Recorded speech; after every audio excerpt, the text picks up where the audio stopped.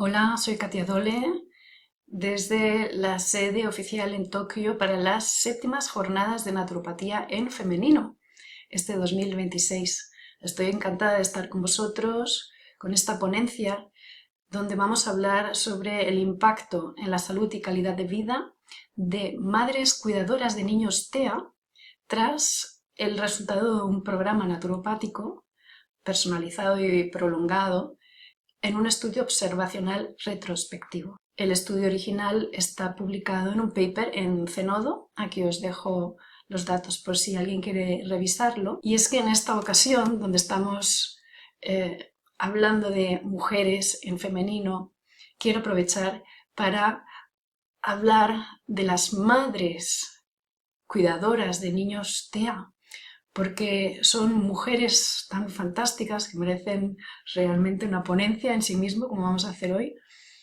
con una resiliencia de aguante de la situación sin queja, desde el más profundo amor por sus hijos, pero sin embargo voy a destapar qué es lo que sucede con ellas, cómo están y cómo viven esa etapa de cuidadora en esa intensidad en la que se requiere en el estado inicial de los niños con TEA.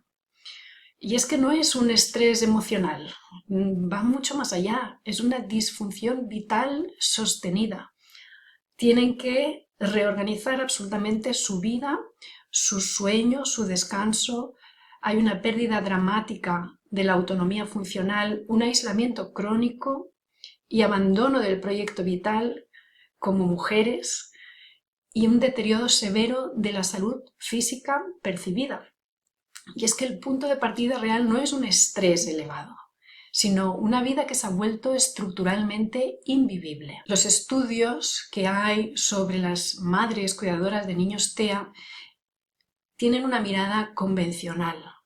Observan los síntomas del niño, estudian pues la variable del contexto, la cuidadora funcional y miden simplemente el éxito en la reducción estricta de la patología. Pero el enfoque naturopático, como bien sabéis, es bien diferente.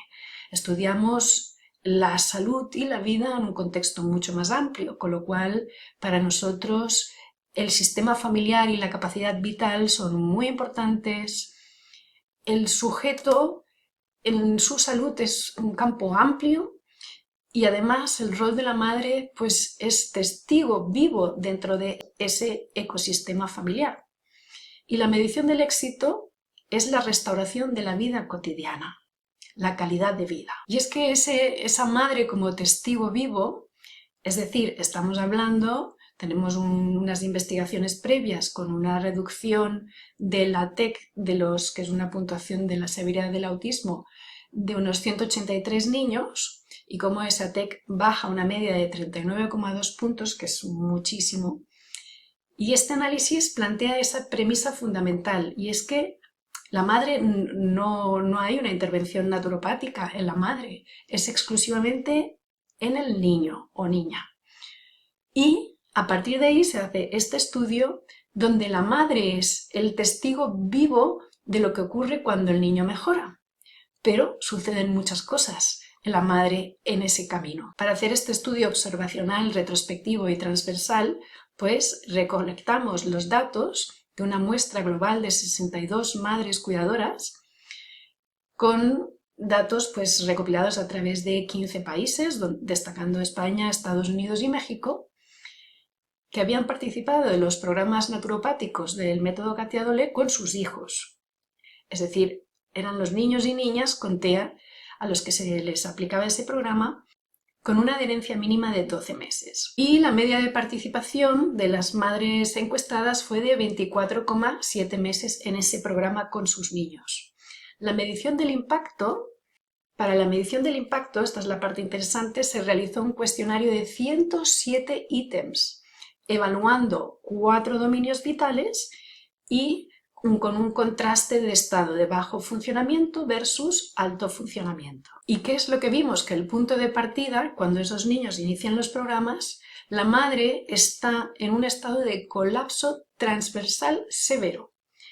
porque antes de la intervención el 60 y el 95% de las madres presentaba un estado de bajo funcionamiento absoluto en todos los dominios vitales, con unos datos críticos de la línea base: 89,1% sin capacidad de movilidad o gestiones básicas del día a día necesarias, 87,6% viviendo en un estado de vigilancia y alerta continuo y el 86% sufriendo un agotamiento físico extremo.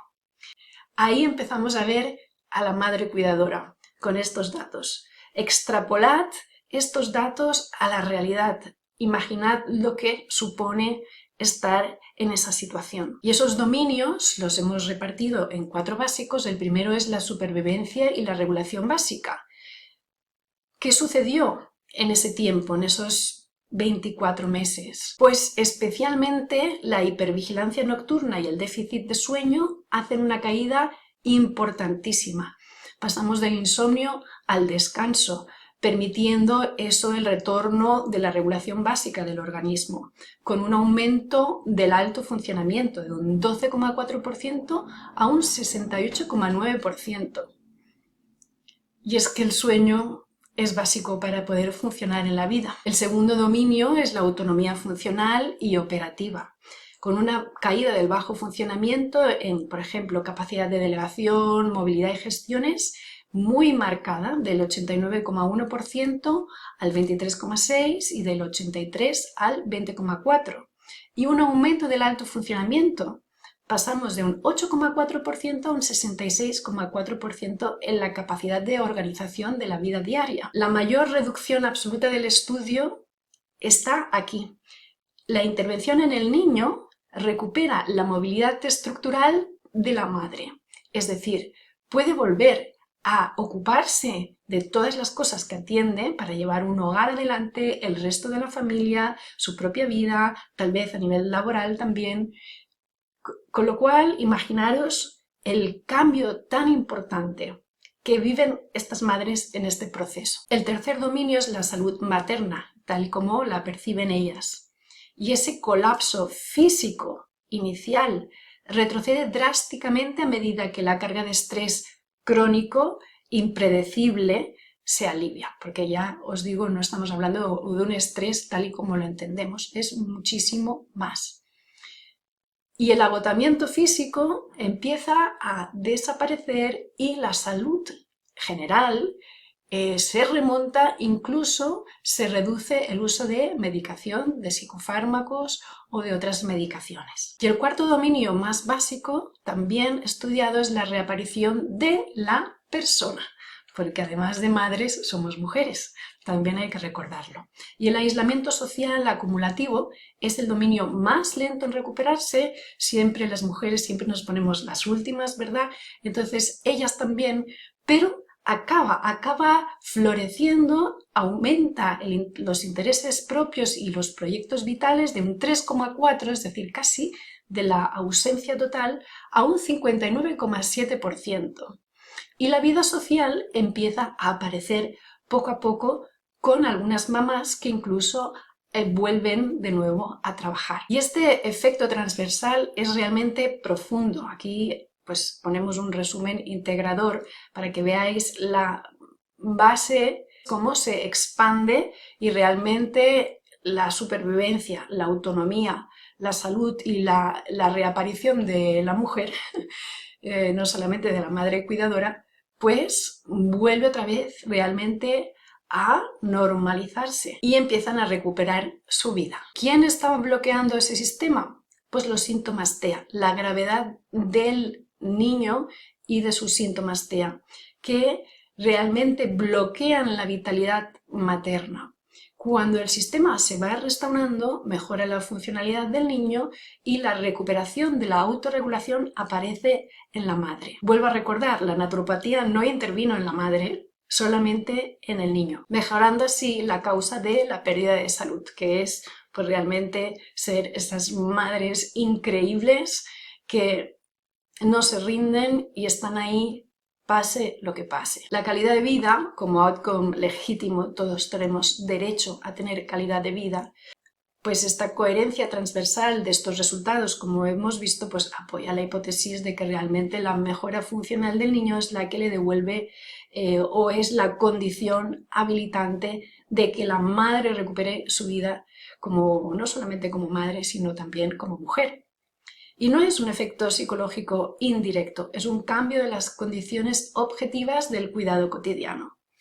Libera capacidades que estaban bloqueadas por el entorno, no ausentes en el individuo, por lo cual el impacto social y preventivo es realmente importante. Hay una prevención del colapso del estado vital de la madre.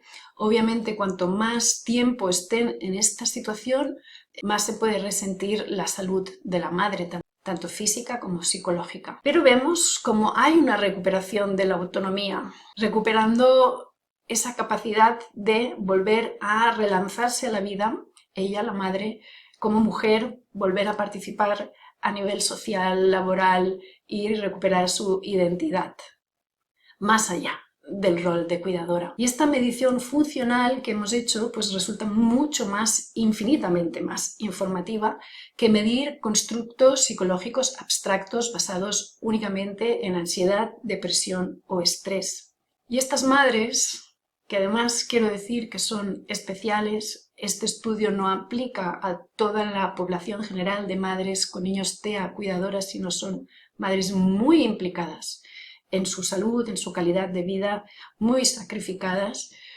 Pues en este estudio realmente esa vida se restaura y no porque aprendieran a aceptar la situación. Esta podría haber sido otro perfil de madre, no es el perfil que hemos estudiado, sino realmente mejoran porque las condiciones que hacían su vida invivible cambiaron. Por eso pensamos también que la calidad de la vida materna debe ocupar un lugar propio en la investigación. Os dejo las referencias del estudio, por supuesto el estudio es mucho más amplio que lo que puedo comunicar en la conferencia, os lo podéis leer. Muchas gracias por esta invitación a participar de este congreso maravilloso. Les dejo mis datos. Nos vemos en otra ocasión. Un abrazo a todos. Hola a todos, soy Katia Dole en estas 7ª jornadas ya de naturopatía en femenino, por y para la mujer, desde nuestra sede en Tokio, sede virtual, y bueno, esta vez con una ponencia donde vamos a explicar el desarrollo de un instrumento naturopático para la evaluación de los indicadores de estado de salud en las madres de niños TEA. El paper de este estudio está publicado en inglés en Zenodo, aquí os dejo todos los datos para quien quiera revisar el estudio al completo. Y vamos a hablar pues de qué significa sostener el peso de la vida a partir del desarrollo de un nuevo instrumento naturopático para evaluar la realidad funcional de las madres cuidadoras de niños TEA. Es que las personas que no conocen bien el autismo y lo que implica ser madre y cuidadora de un niño con TEA, pues puedan pensar que se trata de, bueno, de estrés, un estrés crónico, pero esto es un espejismo. La literatura científica hasta ahora ha documentado consistentemente que las madres de niños con TEA pues sufren. Y sin embargo lo que utilizan son escalas de estrés o de la sobrecarga de los cuidadores para capturar síntomas psicológicos individuales, no situaciones vitales reales.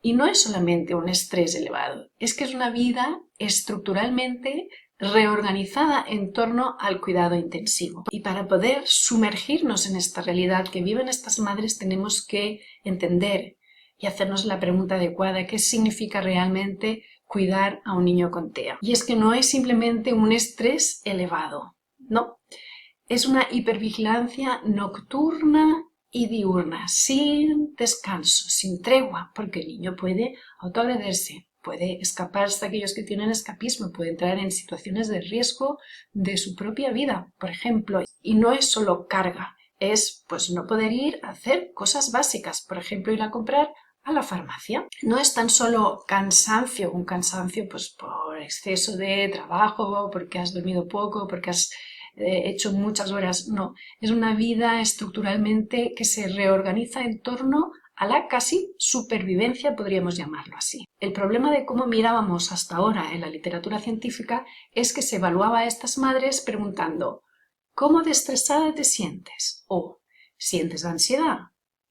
Claro, está bien, pero queda corto porque estas escalas estándar miden estados internos con síntomas clínicos aislados, pero no capturan las situaciones reales, la capacidad de sostener la vida propia. Y en este cambio de paradigma, lo que se medía la ciencia versus lo que vive la madre es realmente muy diferente.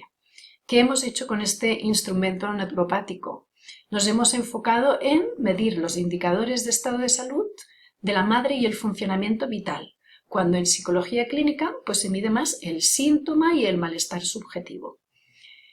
Hemos hecho preguntas que iban ahí a donde sufren realmente las madres. Por ejemplo, ¿puedes dejar a tu hijo con otra persona 2 horas? No, otra persona no puede cuidar de ese niño, es demasiado difícil, imposible.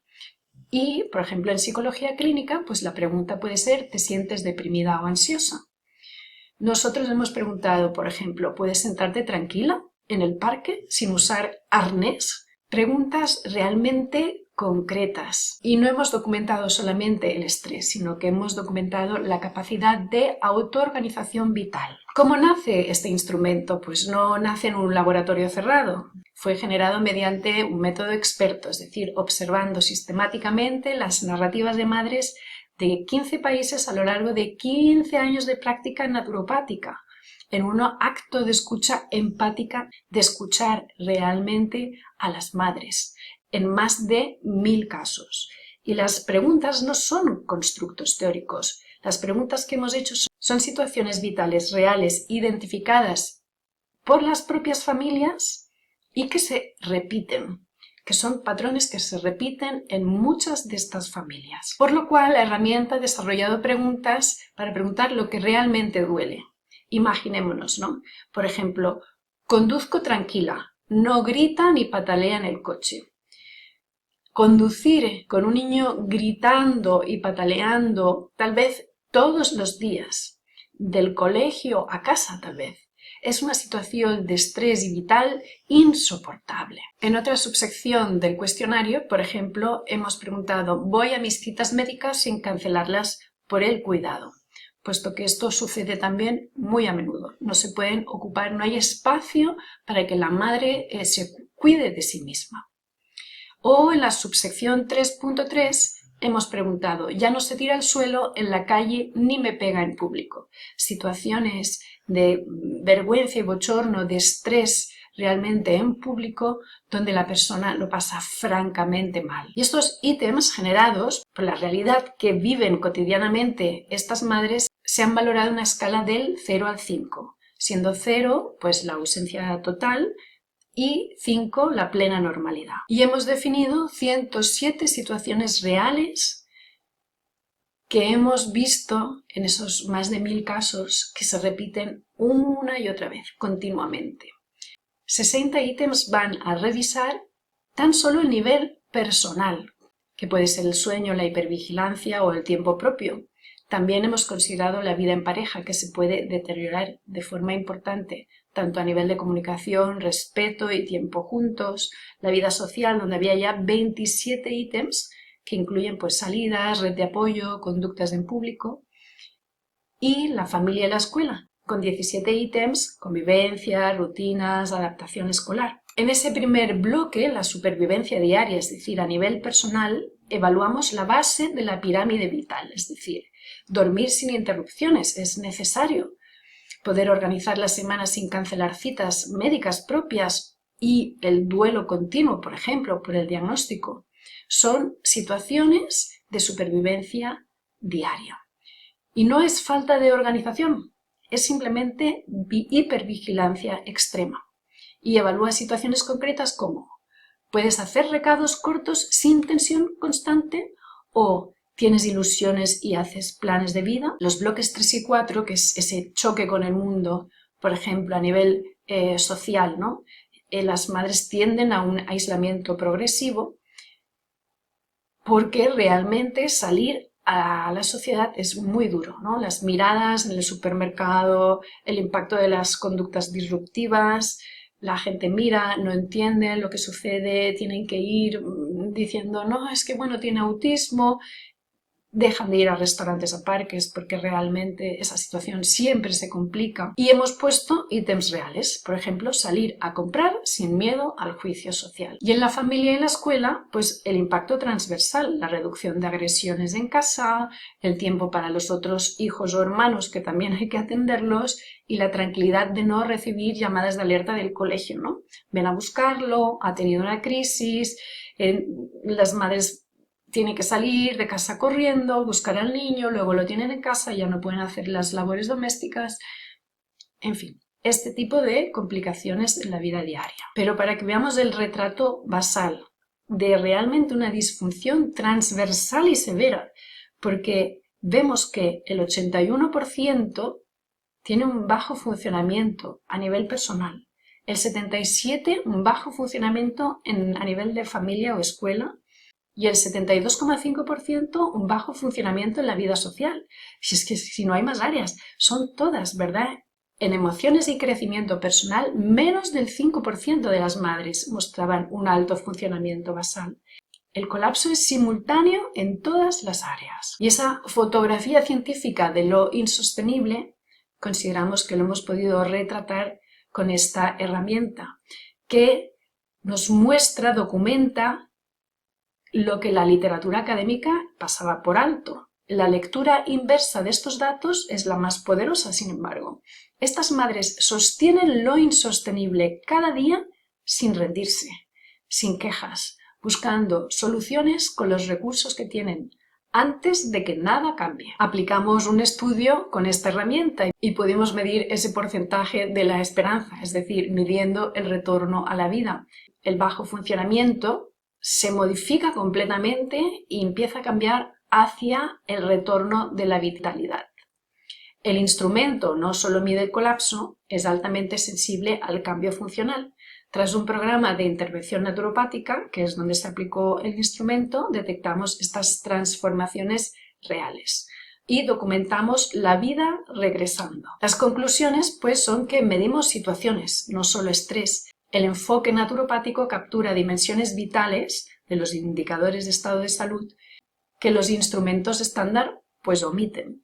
Y la primera fotografía basal sistémica la hemos construido desde la escucha de más de 1000 narrativas, demostrando una disfunción severa y simultánea. Nombrar la realidad es el primer paso para sanarla y documentar la capacidad de sostener la vida permite a la ciencia abordarla y a las familias recuperarla. Gracias a la ciencia naturopática por proporcionar este marco y sobre todo gracias a las madres valientes que compartieron sus historias y nos enseñaron a mirar. Os dejo las referencias del estudio completo del instrumento para quien quiera revisarlas. Muchas gracias por esta oportunidad de compartir esta ponencia en este congreso, en femenino, porque esto es un gran logro para todas estas madres de las que tenemos que quitarnos el sombrero porque se merecen realmente un altar y una medalla. Así que esto va por vosotras. Un abrazo. Finalmente les dejo mis datos de contacto por si alguien lo necesita. Nos vemos en el próximo congreso.